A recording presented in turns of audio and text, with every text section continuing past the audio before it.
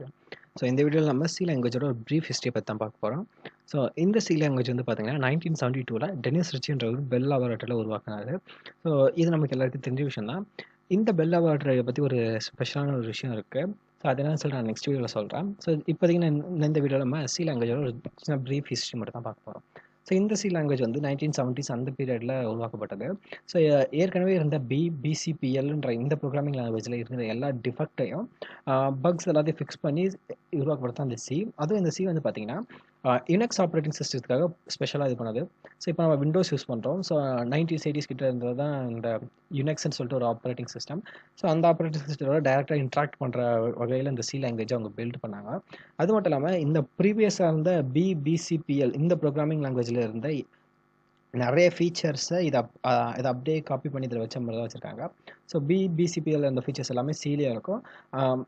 இந்த previous programming லாங்குவேஜில் இந்த ஃபால்ட் எல்லாத்தையும் ஃபிக்ஸ் பண்ணி வச்சதா சி லாங்குவேஜ். ஓகே. ஸோ இதில் வந்து நம்ம பார்க்கலாம். இதெல்லாம் வந்து அந்த லேட் 50s 60s இருந்த ப்ரோக்ராமிங் லாங்குவேஜஸ்.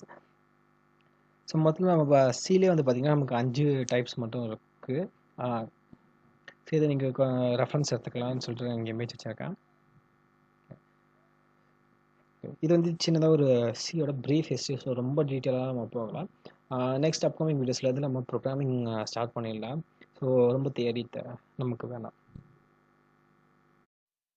இந்த வீடியோவில் நம்ம பெல் லாபரேட்டரி பற்றி ஒரு இன்ஃபர்மேஷன் ஃபேக்ட் பற்றி தான் பார்க்க போகிறோம். ஸோ நமக்கு எல்லாருமே தெரிஞ்சுக்கணும் டிரான்சிஸ்டர் ஒரு ரெவல்யூஷனரி இன்வென்ஷன் தான் எது சொல்லலாம் நம்ம டிரான்சிஸ்டர் சொல்லலாம்னு சொல்லிட்டு. ஸோ டிரான்சிஸ்டர்லேருந்து நம்ம ஐசி டெவலப் பண்ணோம். அந்த ஐசிலேருந்து ப்ராசஸர் நம்ம டெவலப் பண்ணோம். ஸோ அந்த ப்ராசஸரை நம்ம இப்போது கார், ரெஃப்ரிஜரேட்டர், டிவி, ராக்கெட்ஸ் எல்லா இடத்துலையும் நம்ம யூஸ் பண்ணியிருக்கோம். டே டு டே லைஃப்பில் நம்ம ப்ராசஸர்லாம்னா எல்லா இடத்துல நம்ம கம்ப்யூட்டர் நம்ம யூஸ் பண்ணி தான் இருக்கோம். ஸோ அப்படிப்பட்ட கம்ப்யூட்டர் ப்ராசஸருக்கு உருவாகிறதுக்கு காரணமே இந்த டிரான்சிஸ்டரோட இன்வென்ஷன் தான்.